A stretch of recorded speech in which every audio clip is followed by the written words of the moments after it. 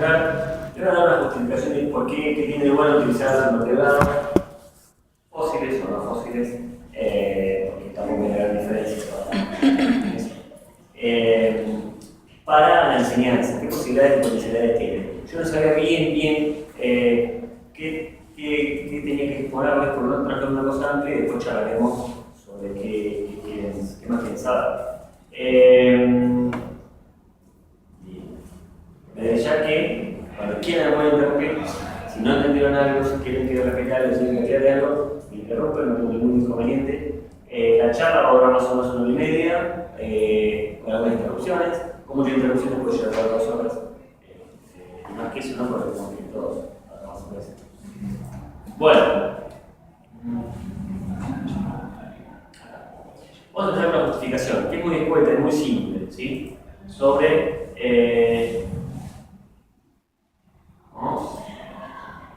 ¿y si la paso?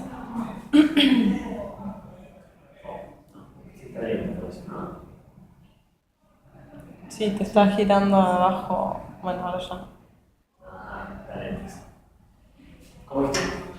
No, que estaba girando, digamos, el cursor abajo. Está. Estaba trabajando. Bueno. Bien. Invertebrados. Yo he preparado algunas láminas que se habían hecho tan largo porque las eliminé. Los invertebrados son mucho más numerosos que los no invertebrados. Pensemos en animales. Las plantas tienen otras características con respecto a su registro fósil y actualmente. Son evidentemente muy numerosos. Después le mostraré la diapositiva que les cuento que una serie natural con, por ejemplo, dinosaurios, el emblema de los fósiles, se puede hacer con un individuo que tiene el 80% de sus partes, solamente un individuo, toda la serie natural. Quizás con un individuo con el 80% más restos de la especie, en género, si paso por ahí, unos pocos individuos más, ¿no? Porque no hay más. Yo me hice claro que tampoco es un ejemplo, utilicé 22.000 individuos. ¿Sí? Esa es la idea de la diferencia que hay entre la abrumadora cantidad de evidencia que tienen los invertebrados y la que tienen trabajo con los sistemas terrestres, es decir, trabajo en esta región con dinosaurios o y por otros motivos es mucho más fácil hacerse de evidencia científica con los invertebrados. De hecho, la mayoría de los modelos evolutivos están basados en invertebrados. No. Si hay modelos evolutivos sobre cómo evolucionan los dinosaurios, sí, por eso es cómo evolucionan los dinosaurios. Los modelos generales sobre la evolución están basados en invertebrados, porque tenemos registros de invertebrados continuos desde que comienza el Paleoceno hasta ahora, en todos los lugares del mundo. Y eso es mucho más fácil de trabajar que con los terrestres que son mucho más esporádicos. Los ecosistemas terrestres se caracterizan por la erosión. Como están elevados, se erosionan, los sedimentos que se erosionan se depositan en zonas más de alivia, finalmente en el océano. ¿Sí? Entonces, los ecosistemas continentales son de erosión, los marinos son de acumulación. Entonces es también mucho más probable que un organismo vivió quede sepultado en un ambiente marino que en un ambiente continental. En los ambientes continentales tiene que haber situaciones particulares de entrampamiento de huesos. Si no, como cualquier hueso que despace por ahí, primero que queda que cualquier espécimen mamífero o reptil que se muere, queda expuesto. Primero es los huesos que pasan por los carroñeros y después son consumidos por carroñeros, por ponedores, etc. Salvo que tengan la suerte de quedar sepultados. Con los invertebrados eso no ocurre, muchos viven sepultados. Los fenómenos de entrenamiento en masa, por tormentas, por corrientes de turbidez, tsunamitas, etc., son muy frecuentes a lo largo del geológico. Entonces es mucho más común encontrar. Eso para empezar. Y si son más numerosos, por supuesto, que son mucho más asequibles para niveles de enseñanza inferiores a la universitaria. O sea, si usted no podría salir a buscar dinosaurios con los alumnos, conoce la complejidad de extraer un dinosaurio y hablar la preocupación que hay del Estado sobre cuidar esos restos como patrimonio, pero con los invertebrados, por suerte, no se entiende mucho. Después vamos a hablar del tema patrimonial y leyes, pero si queda bien. Por otro lado, registran mucho más interacciones vida-vida y vida-muerte. ¿Qué es eso? Por ejemplo, una degradación o parasitismo es una interacción vida-vida. Un organismo vivo que está entrando en con un organismo vivo. Una vida muerte, por ejemplo, un organismo vivo que interactúa con el resto de un organismo muerto. Por ejemplo, un mejillón litofágido que vive en una perforación que escapa en una válvula. Nosotros encontramos la válvula y la perforación. Sabemos que el litofágido hizo la perforación y vivió ahí durante un tiempo, pero este porque está muerto. Capaz que estaba vivo, pero a veces, muchas veces sabemos que está muerto. Es una vida muerta. Eso es común en los invertebrados porque su esqueleto es un exoesqueleto, en cambio, de los invertebrados. El vertebrado es un endoesqueleto. Es difícil encontrar evidencia. Sí pueden encontrar evidencia de algo carroñero, quizás a veces evidencia de vaya pero hace mucho menos común. En cambio, el invertebrado queda todo registrado en la cuchilla. Y hay muchos estudios que muestran que estudiar asociaciones de invertebrados aproxima mucho a lo que fueron las comunidades. Eso yo estoy investigando ahora. Eso permite, no solamente permite estudiar a las comunidades fósiles a partir de sus restos, o sea, encontrar un estrato con invertebrados nos permite tener una buena idea de cómo fue la comunidad. A su vez, ahora cada vez más se está teniendo a estudiar las comunidades actuales a partir de las buenas comunidades en detalle. Por diversos motivos, en un tiempo lo vamos a checar. Hoy en día, por ejemplo, hacer un estudio de una comunidad submarina en la costa patagónica implica sí o sí tener una embarcación con condiciones suficientes para hacer un dragado, o sea, para ir con una draga para el fondo y juntar todo lo que haya, después procesar eso, o buceo. Y es complejo hacer todo eso para poder describir una comunidad. Y así todo estamos describiendo una situación particular, en un momento dado de la comunidad. Y las comunidades cambian mucho a lo largo del tiempo. En meses, a lo largo de las estaciones, años, y a lo largo de los años por diversos factores. Antropización, aporte de nutrientes, exceso de nutrientes, eutrofización. Por cambio climático, por una serie de factores, las comunidades cambian mucho, o por factores intrínsecos también. Entonces, en un momento determinado, cuando tenga configuración y los circunstancias son muy diferentes. Todo eso hace que estudiar una comunidad viva in situ en el tema marino sirve, igual que estudiar una comunidad viva en el continental. Pero si nosotros tenemos las balas que se acumulan, tenemos un registro de los últimos 100, 200 y 500 años. Por lo tanto, pequeñas fluctuaciones que haya habido en 1 o 2 años quedan promediadas al resto. Por lo tanto, se está poniendo cada vez más estudiar la comunidad viva a partir de la bola que se acumula, a partir del resto. Bien. Problema. ¿Qué problema tenemos con los invertebrados?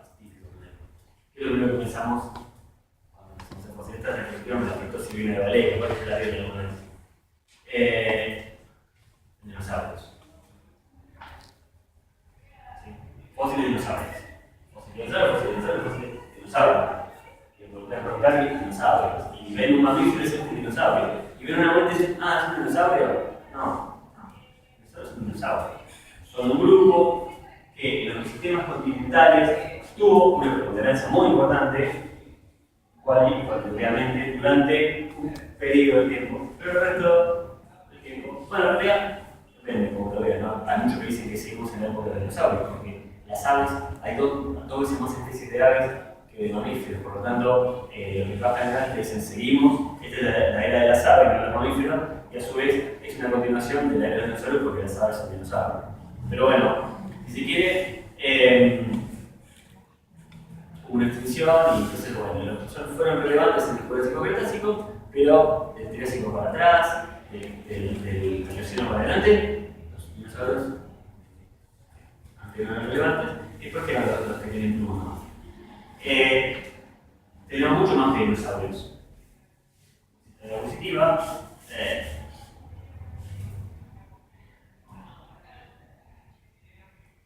supuestamente una animación que se borró, que mostraba el detalle de las plantas, árboles, helechos y mamíferos que están en el mismo estado, en los ecosistemas y que comúnmente no son tenidos en cuenta. Es el típico estudio de un dinosaurio. Un dinosaurio predador, fantástico, gigante, lleno de energía, fíjense cómo lo dibujan. A uno le da miedo y digo, no, pero bueno. Pequeños grupos de vertebrados.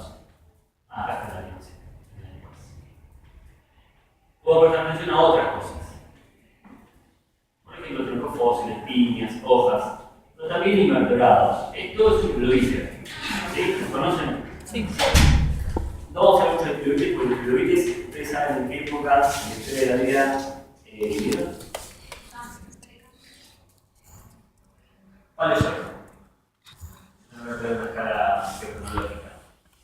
La historia del planeta, desde nuestro biocentrismo, casi que le damos el comienzo del cambio. El cambio que ocurre, aparece, hay algunos cambios atmosféricos aparentemente, hay evidencia de un incremento importante en la disponibilidad de oxígeno en la atmósfera que permite metabolismos mucho más altos. Esos metabolismos más altos permitieron la secreción de la conchilla, que requiere mucho consumo de energía. ¿Sí? Son equilibrios químicos. Hay una cantidad de carbonato en el agua, si uno deja carbonato inerte, se disuelve. ¿Qué hace el organismo? Resiste esa disolución, pero nosotros con mucha alta energía toma carbonato del ambiente y lo precipita en una conchilla. Esto requiere mucho gasto metabólico. Aparentemente, lo que se propone es que, bueno, el incremento de la cantidad de oxígeno debido a la historia biológica anterior, a la proliferación de organismos fotosintetizantes, permitió que en un momento determinado se dé una innovación, que es la adaptación del exoesqueleto, que después se convirtió en endoesqueleto. Eso dio una dimensión extra de la evolución, porque hasta ese momento había organismos segmentados, organismos radiales, organismos bilaterales, pero a esos patrones blandos se le superpuso un esqueleto. Y cada grupo lo resolvió de diferente manera. Entonces se dio una diversidad estructural enorme a la vida. Y lo que ocurrió fue una gran explosión que se conoce como la explosión cámbrica. Al comienzo del cámbrico, que es el fanerozoico, que es donde hay mayor registro de fósiles. Faneras son las estructuras externas que tenemos: pelo, uña, la piel, los exoesqueletos son todas faneras. El fanerozoico es el periodo del cual son más abundantes esas cosas duras o inertes que tienen los organismos. Bueno, entonces, como les estaba diciendo, la explosión cámbrica consiste en la aparición de muchísimos linajes bastante complejos, entre ellos los trilobites. Los trilobites duraron todo el Paleozoico y se extinguieron a las extinciones finales del Permiano. Ustedes han vivido 5 extinciones masivas en la historia de la vida, ¿no? Bueno, ¿saben cuál fue la más fuerte de todas? La más significativa. Ay, por favor. ¿Saben? ¿Se acuerdan? Que había ganado así como el 80% de... Ay, el 80% de los... ¿No fue la del cambio?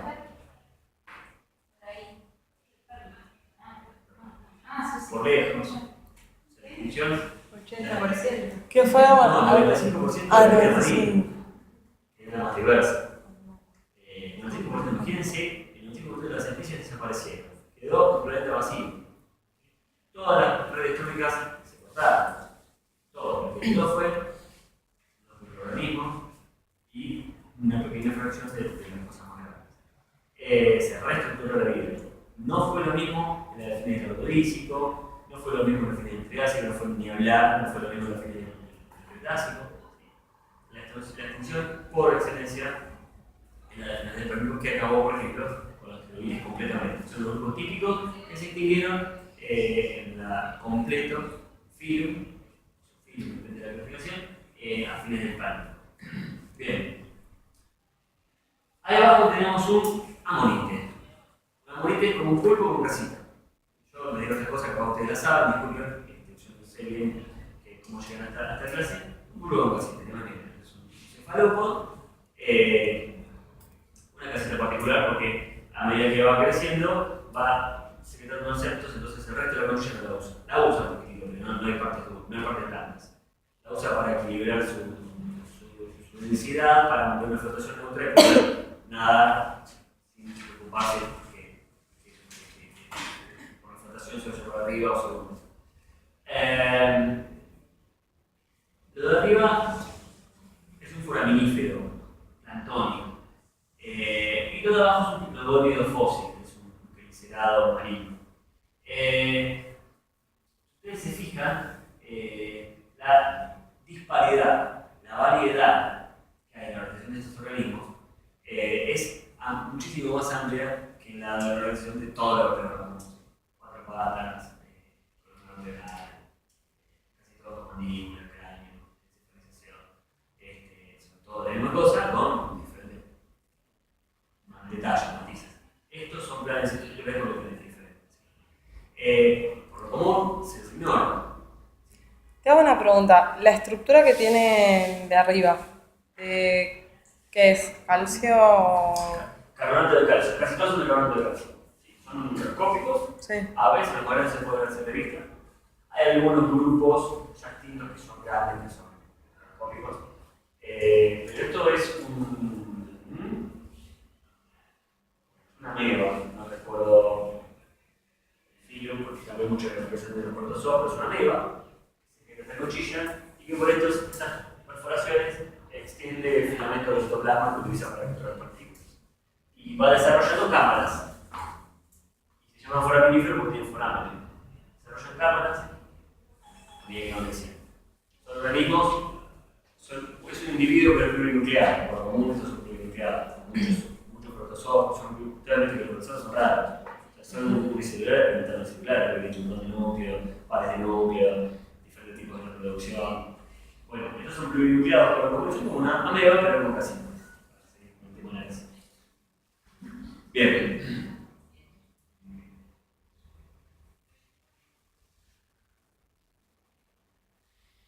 A su vez, si metemos a lo anterior, le sumamos diferentes instrumentos de observación, vamos a otras cosas, ¿no? Desde una lupa de mano a una lupa binocular o incluso otros instrumentos. Accedemos a otros fósiles, por ejemplo, son bioerosiones, son marcas de organismos sobre sustratos duros. ¿Sí? Eso también son de fósiles. No se lo consiguen invertebrados, son trazas fósiles. Producidas con invertebrados en algunos casos. Bueno, estos son tejidos vegetales, electrónico, y a la derecha tenemos esporas vegetales. Estos son huellas. Todas estas huellas son de mamíferos. Son dinosaurios, son trazas, no son dinosaurios. Estoy calculando todo lo que no es dinosaurio. Y estos son escolitos, son unas perforaciones, son hechas por invertebrados, diferentes en diversos grupos, pero se conocen en el campo notado. Son escolitos. Bien, lo que les comentaba más temprano. ¿Cómo se análisis con invertebrados fósiles? Esa es mi tesis. El título de mi tesis, ¿no? Paleoecología y taxonomía de macroinvertebrados tectónicos fósiles de la familia Neuroglácula de la formación roca y sus implicaciones estratigráficas secuenciales. Bueno, la estratigrafía secuencial es un tipo de estratigrafía nueva, de los años 80 parece más o menos. Hoy en día es el paradigma de la estratigrafía. Se mezclan con otros paradigmas, hay una complejidad ahí, pero descubrieron que las secuencias sedimentarias y los cambios cíclicos en el nivel del mar a nivel global son los que ponen el principal patrón en la sedimentación. Entonces son los que marcan la superficie que uno tiene que prestar atención. ¿Sí? No importa. Con invertebrados fósiles se puede contrastar la hipótesis derivada de la estratigrafía secuencial. Con vertebrados es imposible, no existe. En medios continentales se hace solamente con los sedimentos. En medios marinos se hace con los sedimentos y con los vertebrados. Esto es más o menos mi tesis. Trabajé con caleuquina, fue un engolfamiento marino proveniente del Pacífico cuando la conexión celta no existía, que dispuso ambientes marinos, lo que estamos hablando nosotros, más hacia el oeste, más hacia el norte, durante gran parte del Mesozoico. Lo que están viendo ahí es el número superior de la formación agria y los principales límites de secuencias. Comenté que mi tesis era sobre estratigrafía secuencial. Básicamente, lo que hice yo fue identificar los grandes ciclos de sedimentación y fijarme cómo aparecían los invertebrados en el marco de esos ciclos. Y había grandes ciclos, pero también hay ciclos chiquititos. Fíjate que este dato que sobresale mucho es un límite transgresivo muy importante. Y este es un límite de secuencia muy importante. Pero después, si te fijan, hay todos resaltos. Cada resalto es un ciclo chiquitito. Y hay un conjunto de resaltos que solo se pueden reconocer a partir de los invertebrados. ¿Sí? Aparece una paleocomunidad, la idea de paleocomunidad no es correcta para mí, pero es más fácil entenderlo. Una paleocomunidad A, una B, una B, una A. Una B, una A. Bueno, los sedimentólogos no pueden distinguir grandes contrastes de fases, sin embargo, los paleontólogos podemos encontrar diferentes comunidades de vida. Eso significa que hay ciclicidad. Un cambio en lo demás, más o menos. ¿Sí? Bien.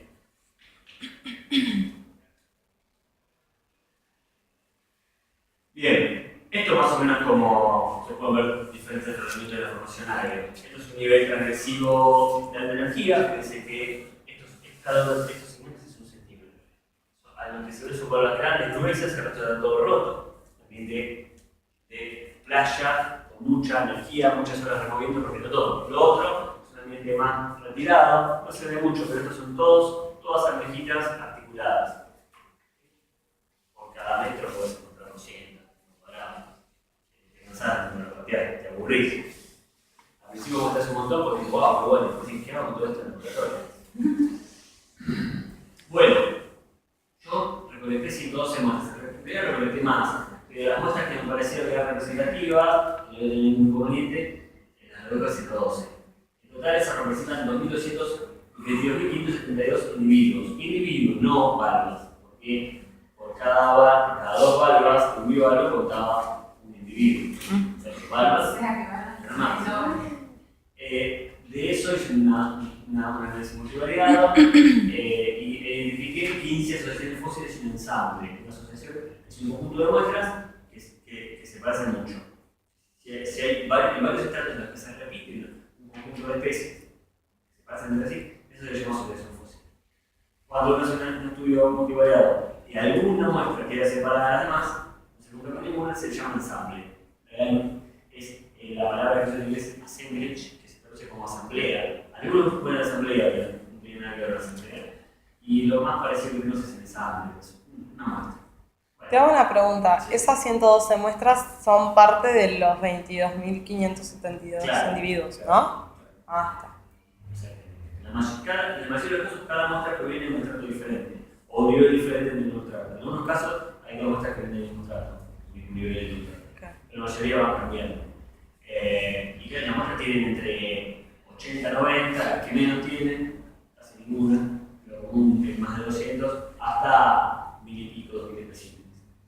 Las muestras no las tomé, porque muchos tienen fósiles de tamaño, la mayoría las tomé del campo. Al principio tomaba muestras para conocer la fauna, para que se la conocía, del campo cortaba. Si la tablita, de los que se encontré, le ponía palito por dentro. Y cosas que se la conocían. Bien. Y pudo hacer interpretaciones relacionadas con diferentes factores. Edad de los elementos. Cómo cambia la fauna con respecto a la edad. Cómo cambia con respecto a la posición de secuencias depositacionales de diferentes jerarquías, diferentes ciclos. Ciclo largo, entre el ciclo largo y el ciclo mediano, entre el ciclo ciclo corto, entre el ciclo del ciclo chico. Bueno, cómo cambia la fauna. Lo favorezco de ellos. La profundidad, disponibilidad de oxígeno, tasa de sedimentación, energía del ambiente y características del sustrato. Pude contrastar hipótesis relacionadas con todo eso, con 20 y 25 individuos. Si hubiera tenido uno o dos, no contrastaba nada, simplemente proponía diferentes árboles filogenéticos y veía cómo tenían sentido, más que eso lo voy a hacer. Igual de doctoras, igual te lo publican en revistas incluso mejores que la nuestra, pero hay una diferencia importante. Bien, ahora lo que sigue es pasar por una serie de ejemplos. ¿Te puedo hacer una pregunta Sí. que me quedó ahí como media pendiente cuando te pregunté sobre la ameba? Sí,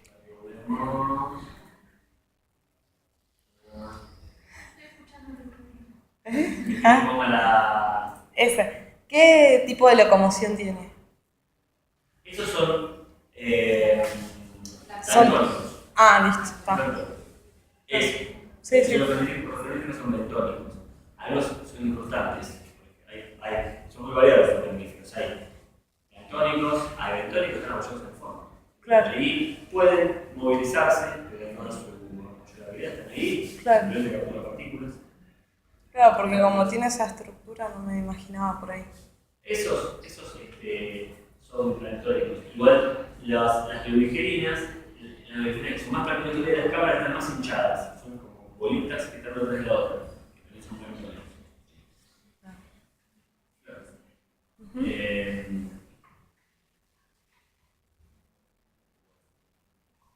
Como les decía, voy a dar diferentes ejemplos. Con la idea de ver qué cosas hay, qué cosas conocí yo.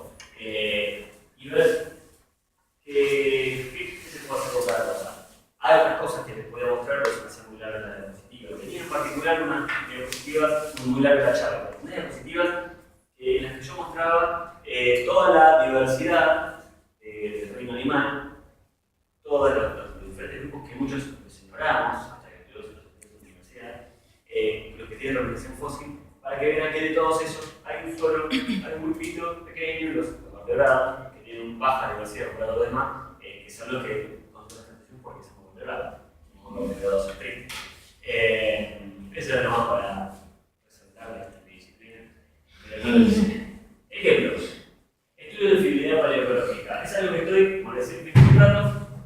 Un trabajo aceptado de la Alerta Palacio, lo estoy corrigiendo ahora, pero hace un montón de tiempo.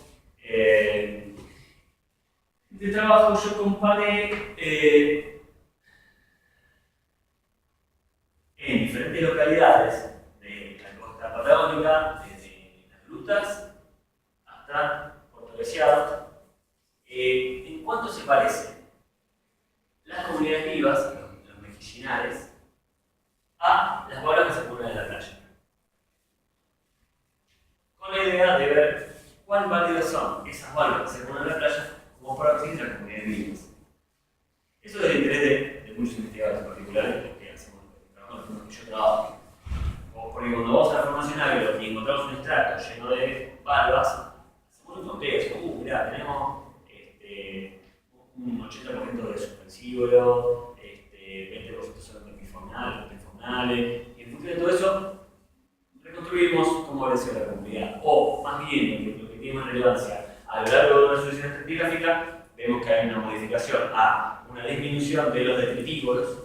Entonces, asumimos que hay menos detritos sobre el segmento. El detritívogo lo que hace es consumir, comer sedimentos y la materia orgánica. Bueno, hay menos acumulación de detritos, por lo motivo que sea, mayor energía en el ambiente, menor cantidad de nutrientes, por lo que sea. Pero bien, esa cantidad de fósiles que encontramos, esas proporciones entre detritívoro, depredadores, suspensívoros, reflejan cómo era la comunidad, no reflejan cómo era la comunidad. Porque si no reflejan, el trabajo no tiene sentido. Siempre se discutió desde hace 80, 70, 80 se discutió que sí, que no, que más o menos, hasta que se empezaron a hacer trabajos sistemáticos de comparación. Y se ha encontrado sorprendentemente que la fidelidad de las comparaciones de balas con respecto a las comunidades es enorme. Muchísimas, altísimas. Este no es un trabajo típico de fidelidad porque yo no trabajo con la información de los costos, son localidades separadas. Los cuadraditos son de comunidades vivas y el circuito de comunidades de asociaciones de balas. Nosotros trabajamos con una base de datos tomada en 2005 y 2008 y después de comunidades vivas y una base de datos de comunidades muertas tomadas en 2010. En diferentes momentos en diferentes lugares, por lo tanto lo comparamos en el mismo lugar con la comunidad y las balas. Hicimos una comparación más regional. No esperábamos una alta similitud, pensamos que no iba a haber similitud, sin embargo nos encontramos con un patrón. ¿Y cómo hicieron? O sea, ¿por qué elegir las grutas y en otro lugar? Eso que era esa selección del lugar con respecto a qué. O porque sí. Accesibilidad, por empezar. Bueno, sí, puedes ir a mostrar, pero ahora es lo que puedo llegar. Intentamos esparcir nuestras muestras de manera de que sean más o menos equidistantes. ¿Sí? En unos lugares mostramos más densos, en otros lugares tomamos otras muestras.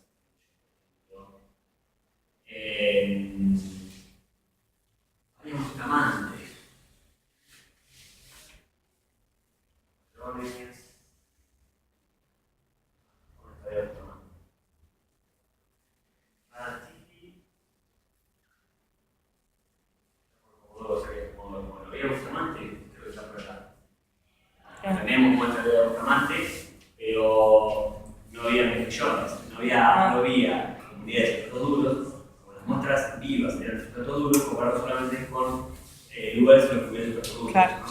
Porque nuestras muestras vivas eran mejillines y algunos caracoles, que andan por ahí, básicamente, mejillines, mejillones, cholas. Y en los lugares donde hay solamente arenas, esas especies no viven, por lo tanto no tiene sentido comparar.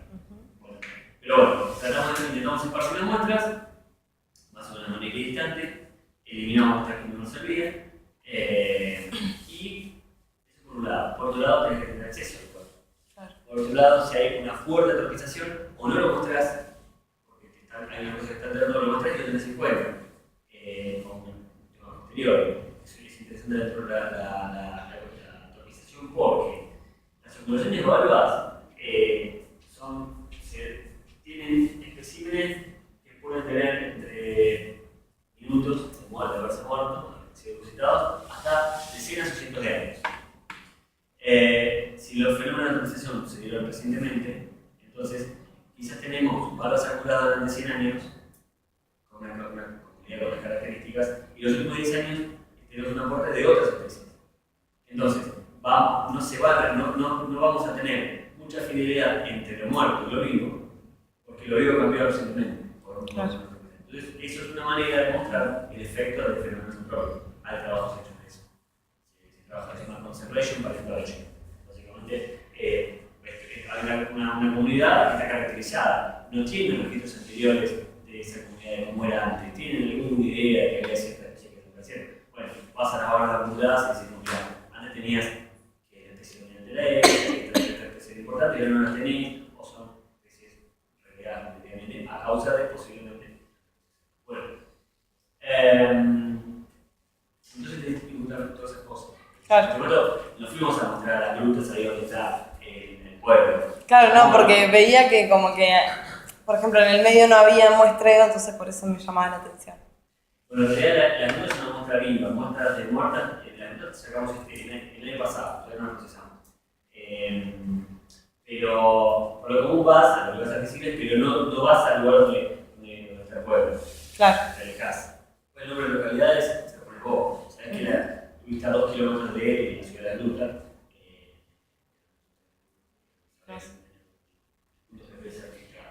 Bueno, así como se ve una comunidad viva, acá tenemos, bueno, estas cosas son mejillones, cirripédeos, son crustáceos, y estos son unas lapitas que se llaman sifonaria, que son gastrópodos pulmonados, secundariamente adaptados a la vida marina, y algas por ahí. Así como se ve una comunidad viva, nuestra bióloga lo que hizo fue, con un caño de PVC, lo apoya en el mejillinar y presiona hasta obtener, hasta perforar la capa de mejillones y después con el espátula retira esa superficie. Y lo hace 5 veces para tener 5 replicados y después eso lo desgrana, lo tamiza, o sea, primero lo fija en el pot, lo desgrana, tamiza, cuenta, separa por especie. Y así es como mostramos lo muerto. Con cuadrículas, ponemos transectas, y a lo largo de esa transecta, depende si las exposiciones son por muchos kilómetros, bueno, podemos hacer cada cuadrícula cada 100 metros, lo hacemos con pasos. Si tenemos una pequeña bahía protegida de 200 metros, tenemos que poner las cuadrículas más seguido para llegar a lo que queremos, y recorremos la línea donde se acumulan las valvas. Elegimos, planteamos un comienzo, tiramos un número al azar, y 1 a 10, y si nos da 6, empezamos a los 6 pasos. Empezamos al azar, y después cada 20 pasos ponemos una cuadrícula, de manera que automáticamente el valor del está determinado al azar a dónde está. Cada cuadrícula recolectamos todo lo que hay. En la última campaña, estabilizamos. Hacemos eso. En la cuadrícula juntamos todo lo más grueso. Ahora usamos bolsitas, usamos más esta tapa, y con una pala sacamos los 10 centímetros superficiales del sedimento y lo estabilizamos con agua. Y recolectamos todo para evitar que se nos escapen las cosas chicas. ¿Qué medida tienen? 50 minutos.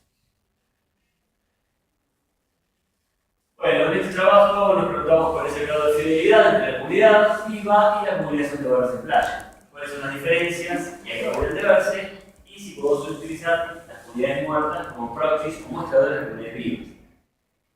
Esto es un análisis variado que nos muestra que tenemos las comunidades vivas acá, muertas acá. Fíjense por ahí. Sin embargo, las que pertenecen a la zona magallánica, una zona geográfica, están por debajo de una línea, y las que pertenecen a la zona de transición entre Magallanes y Argentina están por encima. Es decir, nos permite discriminar a nivel de provincias geográficas. Eso es lo que nos sorprendió, no esperamos contando con eso. Bueno, encontramos que con la especie de mejillines agarramos vivos y muertos y los medimos. ¿Sí? Bueno, acá están los centros, que son cientos, acá son varios cientos de bichitos medidos, y graficamos los vivos en color claro contra los muertos. Lo que encontramos es que los vivos tienen mucho más frecuentemente que los pequeños muertos. Asumimos que los pequeños, después de que se mueren, son destruidos y o disueltos con mayor facilidad o transportados aguas abajo, porque son muy livianos, y no se depositan en la playa. Por eso es que hay un sesgo en contra de las cosas chiquititas.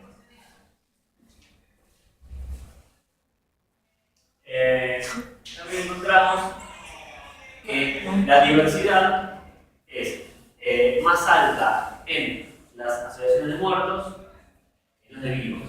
Y eso es por un motivo muy simple. Es que si se estuvieran acumulando especímenes a lo largo de 100 o 200 o 300 años, se acumulan más cantidad de especies. Las comunidades fluctúan, aparece una especie, desaparece, aparece otra. En un momento determinado tenemos una gran cantidad de especies. ¿Sí? Pero si registramos todo el tiempo, todas las especies que alguna se tuvieran fueron registradas en las bases acumuladas. Bien. También para este estudio hemos trabajado con 13.000 especies contadas. Bueno. ¿Cuánto tiempo le llevó a hacer esto? ¿Y qué cosa? El estudio, digamos, de Y el pasado juntar fue las un estudio todo nuevo. Una vez que fuimos a hacer ese estudio, mostramos una cosa a la otra, la procesamos y lo publicamos. Una investigadora, una coautora para su tesis doctoral entre 2004 y 2008, tomó la muestra de los vivos y las contó. En 2010, una tesinista de Córdoba, ahí me involucré yo con esto, vamos a mostrar a los muertos. La tesinista hizo su trabajo que era sobre depredación, le dejó las bases de datos con todos los conteos por especie. Ahí me contacté con la otra bióloga, que tenía los conteos de las vivas, y le propuse hacer algo. Vimos 5 o 6 reuniones que empezamos a entendernos un poco qué era lo que yo buscaba. En medio de su base de datos, y empecé a jugar, qué sé yo, eso empezó en fin de 2011. Pero no es que todo el mundo trabajando en eso. Claro. En 2011 intentamos haciendo un montón de cosas. vas probando, vas viendo. Inicialmente esperábamos que no hubiera. Decimos, vamos a probar, no va a haber ninguna similitud. Y listo, se acabó. Pero probamos. No había similitud, las veíamos acá no eran muy similares, pero sí encontramos este patrón. Latitudinal. Bueno, el patrón latitudinal que se observa en la comunidad viva, se observa en las muertas, pero para algunos cambios. Bueno, hay muchas cosas más para aclarar ese tema. Qué interesante, empezamos a explorar y a leer. Presentamos un postre en el Congreso de Malacología de 2011, fin de 2011, día 2011, en Madrid.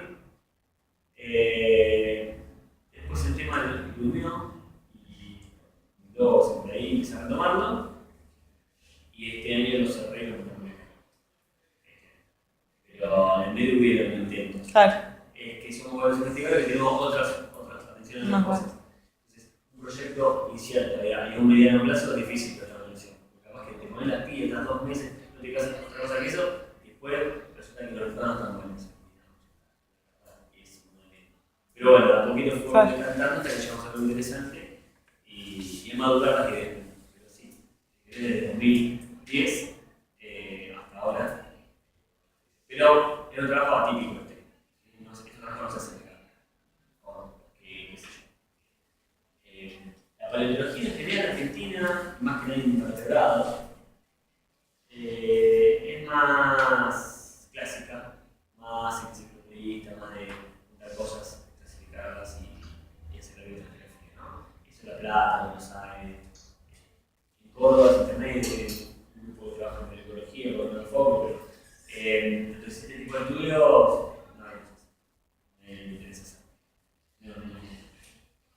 En otro lugar del mundo sí están interesados porque se están preguntando, bueno, nuestros invertebrados fósiles sirven o no sirven. Bueno, segundo ejemplo, especies invasoras. ¿Ustedes saben qué son las especies invasoras? ¿Qué vida tienen?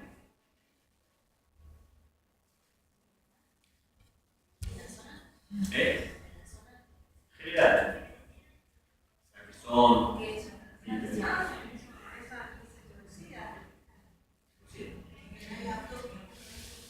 Autóctona y. ¿Y qué ha tenido éxito? ¿Cómo? ¿Qué ha tenido éxito? Claro. Y compite con las autóctonas. Compite con las autóctonas.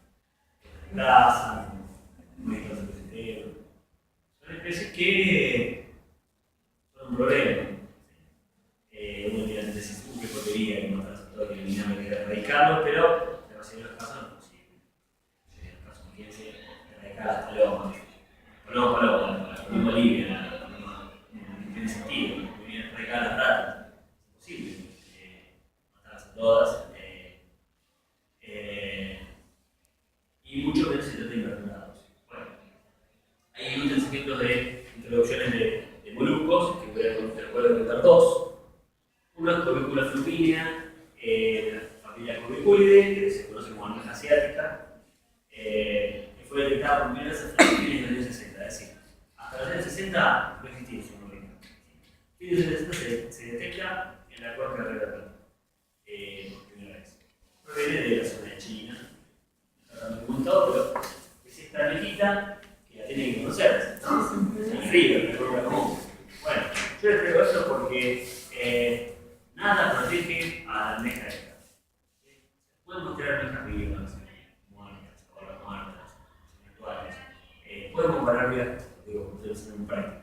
Comparar vidas con muertas. Si se parecen o no se parecen en tamaño, si están en los mismos lugares, o si las vivas están en un lugar, no están en otro. Pueden ser tantas cosas.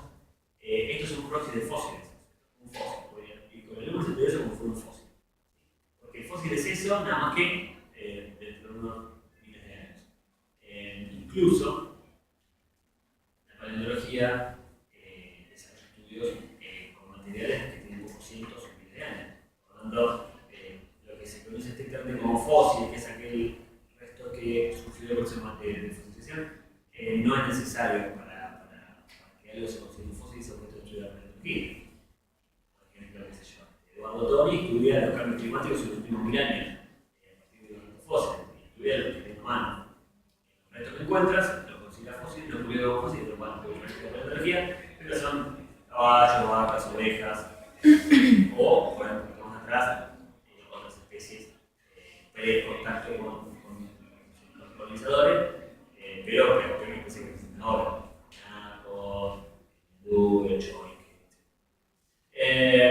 Bueno, esta especie es una especie invasora, muy abundante, muy prolífica, ya tienen por todo. Los lagos todavía vienen zafando, pero también va a llegar. Aparte de las condiciones químicas, físico-químicas, no son adecuadas para la vida de Corvícula. Hay un trabajo hecho de eso. Bueno, en algún momento va a aparecer una colección de esa condición físico-química. Vamos a tener Corvícula también en el lago del sur. El mejillín dorado. Esto es más nuevo y no llegó acá todavía, por suerte. Mejillín o mejillín dorado de Cloporna fortunae. Fue descubierto por primera vez en 1991 en Playa Baquilarte y Berizo, Río de la Plata. Una playa en el Río de la Plata, es un río fangoso, marrón y además que está contaminado. Y esa zona queda después de la segunda cloaca de la planta de Ensenada, o sea, una zona muy afectada, y es un lugar hermoso. Me encanta. Yo estudié biología y fui ahí justamente un trabajito con mi Cloporna fortunae. Fui a Playa Baquilarte y me quedé un lugar tan lindo. Bueno, este es el mejillín. Y yo les voy a contar las consecuencias de la invasión del microplano.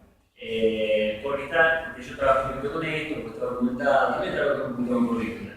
Pero bueno, Corvícula tiene otra característica, no produce, como no es un organismo que se incruste, como este que se cemente, se sujeta con un bicho en realidad, trae otros problemas. Y bueno, este es el documento de la película. Bueno, por empezar, acá hay 3 ejemplos de grupos invasores. Este es de escena polimorfa, que es invasor de Estados Unidos, México y llega hasta Canadá incluso. Es tremendo lo que usa escena polimorfa, ha producido por miles de millones de dólares, por taponamiento de cañería de todo tipo.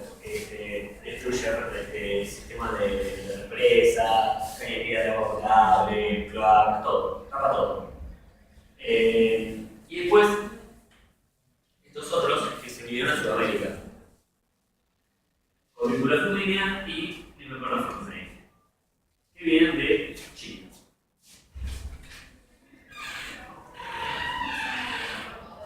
Bueno, las características de los organismos típicos invasores son, por ejemplo, que tienen periodo de vida corto, un poquito, crecen rápido, un poquito, producen reemplazo. Crecen rápido, maduran sexualmente rápido, alta fecundidad, producen y huevos. Tiene capacidad para conocer diferentes tipos de hábitats. Por ejemplo, corvícula es un organismo informal, es una bacteria enterrada. Pero si tiene piedra vive igual, no tiene ningún problema. Es algo que se come un pájaro, va a vivir más tranquilo. Tienen rangos de tolerancia muy amplios, comportamiento gregario. Lo gregario entonces se reproduce con mucha facilidad. Y bueno, se asocian también con las actividades humanas. Como estamos en todos lados, si se benefician de algún producto de la actividad humana, entonces cuando estamos sobre estar, estamos en todos lados, en todos lados. Las moscas, los perros, los gatos, todos animales utilizables. Tienen una variedad genética amplia y son mayormente suspensivos. Bueno, el mejor afortunado y en particular tiene desarrollo de larvales planctónicos de facilitar la dispersión. ¿Ustedes saben cómo llegaron a estos bichos acá? Por los pescadores.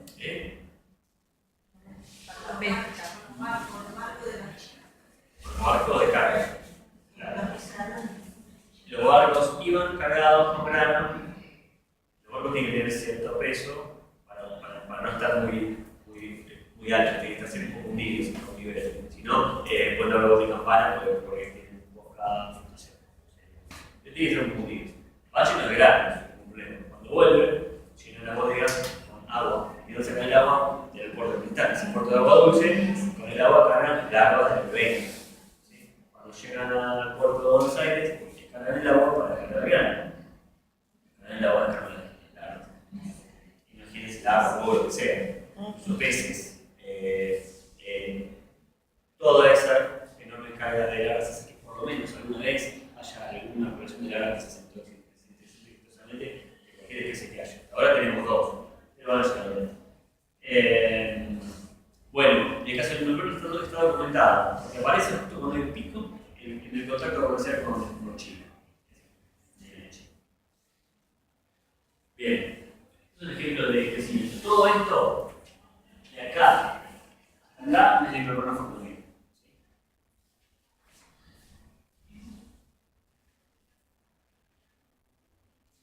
Esto es la tasa de crecimiento. En el 91 había 5 individuos por metro cuadrado.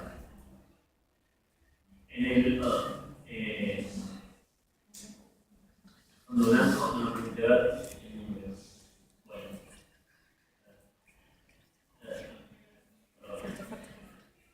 Vamos a ver un poquito.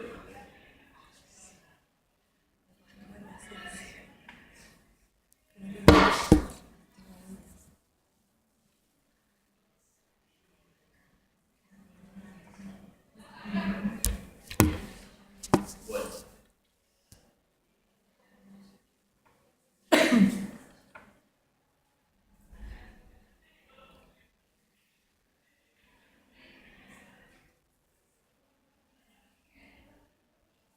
$80.000 en el 92. No, 150.000 por metro cuadrado. en el 36. O sea, un metro cuadrado, un metro por metro. ¿Sí? ¿No es en el 92-36?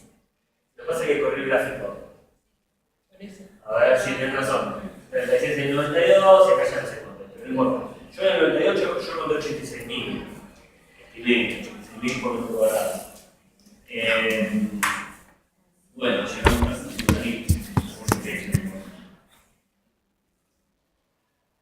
ocurre que, fíjense, si uno mira con detalle, estos son todos individuos pequeños. Todos chiquitos. La tasa de reproducción fenomenal. Bien. Además, nada se los come. No hay muy depredadores. O sea, sí, algunos peces comen, sí. Pero no llegan a controlar. No son lo importantes como para que esas poblaciones de peces crezcan, sino como para controlarlos. Y aparte, esos peces se alimentan de una forma por la que los no prefieren. Bueno, la cuestión es que avanzan como locos. Ocupan hasta 2000 y pico avanzaban a 250 km por año. Bueno, estos son los filtros de una represa hidroeléctrica, ¿no? Así tendrían que ser. Y así son moviendo para. Tienen que parar las represas, las paran, limpian y las vuelven a dar. Y no se periódicamente.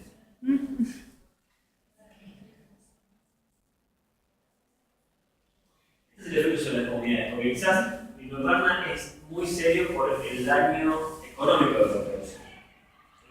Porque cada vez que ponen la represa, cada día que se pone la represa eléctrica son millones de dólares el día. Cada temprano va a tapar cañerías de cloacas, agua potable y todo, de industrias que van a tener que hacer un montón para limpiar, no tiene solución, la raíz que se va. Pero lo que más nos preocupa a nosotros es el efecto sobre las comunidades activas, porque eso es irreversible. Lo otro, bueno, sería interesante y listo, pero fíjense, por ejemplo, el efecto de Lindbergh Fortunae. Esta es una comunidad de moluscos de agua dulce típica antes de la introducción de Lindbergh. Estas son las tres especies dominantes: el Noviapicium, Chiquilina fulminea y Eudachia concéntrica. Fíjense, a partir de la versión de Lindbergh, lo que tenemos. Casi desaparece Eudachia, aparece en el año, no fue por ahí. Chiquilina también, casi desaparece. Y el Ovia aparece constantemente, pero la composición de cambió completamente. Vectores. ¿Qué son los que llevan a los moluscos invasores? Transporte de arena, camiones, un factor. Van sometidos al casco de botes deportivos o adentro de botes de pesca. Estos botes se tienen reserva de agua, agua dulce, bueno, van a un lugar donde hay corrícula, el lugar que sea, cargan agua para motivo o tienen pesca, sacan los peces, los meten en un tacho con agua para que no se mueran, para que estén frescos, van a pescar del lugar en el agua, transportan larvas, individuos y adultos. En peces vivos y en agua de tanques, por ejemplo, es un intestino de perro, esto es en Brasil, estos son todos entonces, sacas un pez de un lugar, lo tiras en otro, vivo, o incluso humano, no sacas nada, y tiras las tripas y llenas el lugar. Y también el transporte de agua, ¿no? Cuando se capturan peces, porque son fundamentales, lo que sea, después el agua tiene algún lado, esa agua tiene estas larvas, son muy resistentes también. Bueno, finalmente, mi último ejemplo, es el último, es lo que tenemos aquí de nuevo. La barra norte. Esta es la sur. Sí. Claro, la barra norte.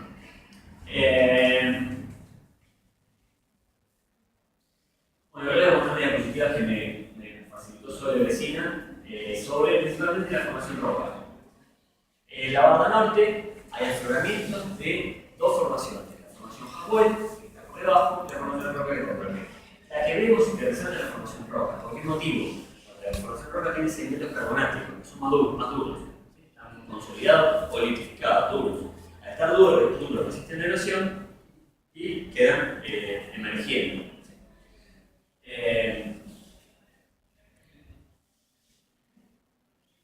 Esto es un afloramiento típico de la formación roca en la barra norte. ríos, anginas, como siempre. Esto es un perfil sedimentológico, no sé si están familiarizados con esto. ¿Qué es esto? Una representación de los sedimentos, de la estructura sedimentaria y el contenido fósil que hay a lo largo de una sucesión. ¿Sí? Esto no se mide en superficie porque los estratos rara vez están horizontales, pero están inclinados y erosionados, y si uno mide la superficie que aflora, no está midiendo el espesor real del estrato. Se convive, se intenta convertir, aparte de tener una representación de si cortáramos, si los estratos los cortáramos, se lo mirara acá. Están gritando. ¿Por qué rocas hay? La clase. Sé que son muchos y todo, pero Lo usamos. Bueno, estos residuos son rocas carbonáticas, donde son más comunes los fósiles, y estas partes negras son pelitas, que son segmentos finos. La formación roca, ustedes han ido a la formación roca. Sí. Tienen estratos que se resaltan, que tenemos blanquecinos, que tienen ostras principalmente, que sobresalen, y en el medio hay sectores más grises, verdosos, que son limos o bolitas. Bien. En la formación roca se encuentran tanto moldes, ¿sabes un molde? Relleno de una conchilla, pero es una conchilla, como valvas articuladas y desarticuladas. Son bivalvos, tienen dos valvas, ahora pueden aparecer articuladas, o puede ser que se hayan separado y las encontramos desarticuladas. Son articuladas juntitas, articuladas separadas. La situación tafonómica de la formación roca es particular, por empezar porque todas las conchillas que originalmente eran de aragonita, que es una forma de carbonato de calcio, están disueltas. Y todas las que originalmente eran de calcita están reservadas. Entonces, las que originalmente eran de aragonita tenemos los moldes como con A. Tenemos un sesgo en contra de la aragonita. Si tuviéramos que hacer un estudio paleoecológico, tendríamos que tener mucho cuidado de echar autoridad, porque cualquier contenido que hagamos estaremos excluyendo a una parte importante de las comunidades sin un criterio determinado. No es que, bueno, vamos a cortar solamente los moluscos, vamos a cortar solamente los equifaunales, no. Desaparecen los que tienen conchilla anabolítica, infaunales, equifaunales, detectivos, todos pueden tener conchilla anabolítica. Entonces, lo que tenemos en la formación roca son principalmente ostras, de calcítica, individuos y otras cositas.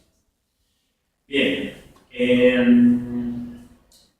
por otro lado, los organismos que viven enterrados, como la almeja, el sedimento, tienen mucha mayor probabilidad de morirse y quedar ahí, y que llegue a nosotros articulado con una ostra que vive cementada. Una vez, una válvula que se cementa con una roca o otra ostra, y otra válvula que la tapa. Esta válvula está sostenida obligadamente por un músculo. Cuando se muere, el ligamento del músculo se descompone y esta válvula queda libre. Si viene una ola o un carniero o lo que sea. Entonces es muy poco probable, mucho menos probable una ostra se presenta articulada o que un organismo de forma se presenta articulado que un organismo funcional. Bien. Las otras más comunes en la formación roca y también un poco por nuestra web se llaman pignones, sarmientoides, son más grandes. Pignones de Bucati más pequeños, que el emparentado era más pequeño, con una expansión, un ala, ajustada.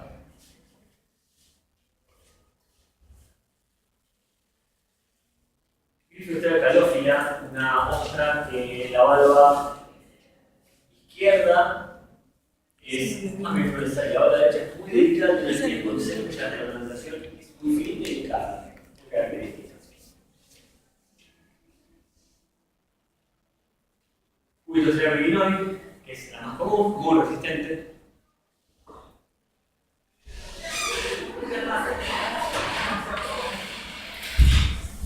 Otra Wilkensi, muy común también. También hay pectínicos, los pectínicos tienen la capa externa de la conchilla calcítica. Son raros, pero se preservan.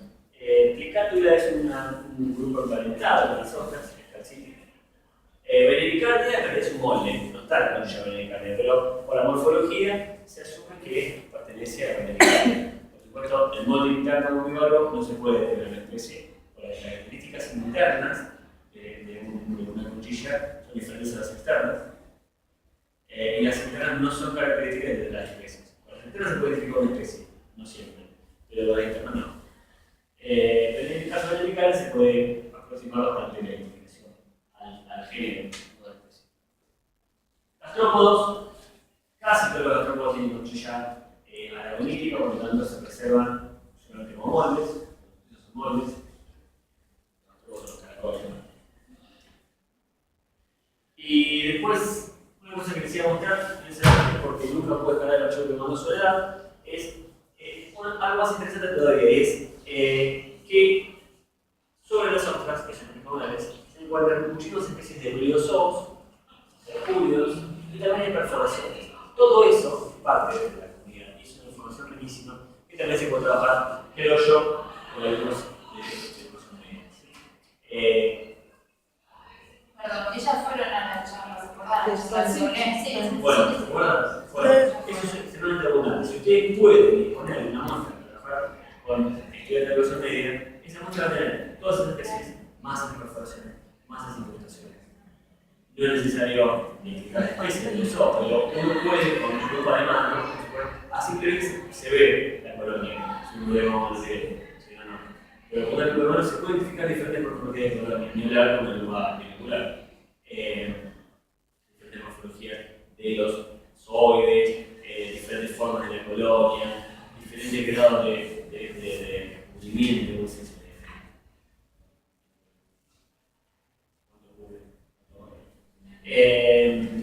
Incluso también las perforaciones. Depende del enfoque que ustedes le puedan dar una clase para el nivel medio, está ciertamente posible dar una clase que los alumnos distingan estas cosas. Ellos, de ver un montón de cosas que parecen piedras, con forma de no sé qué, comienzan a identificar, por ejemplo, estructuras de genográfico, marcas que son constantes, núcleos de vectores, charnel, bombón, curvaturas, ornamentación y después perforaciones. Por ejemplo, de depredación hay poquito, pero hay perforaciones de otro tipo, incrustaciones, un montón de elementos que tienen estas especies. Este problema que creo que es ciertamente muy trabajable. A mí me ha costado entusiasmar a niños de edad, muchachos de la secundaria de estos temas. No me dedico a eso, busco quizás sobrinos, hijos de amigos, y no lo consigo con mis hijos tampoco. Aunque le gusta la paleontología, pero cuando nos meten sobre otras cosas, no les interesa. Pero yo creo que dinosaurios. tampoco, a mi hijo le gustan los mamíferos terciarios.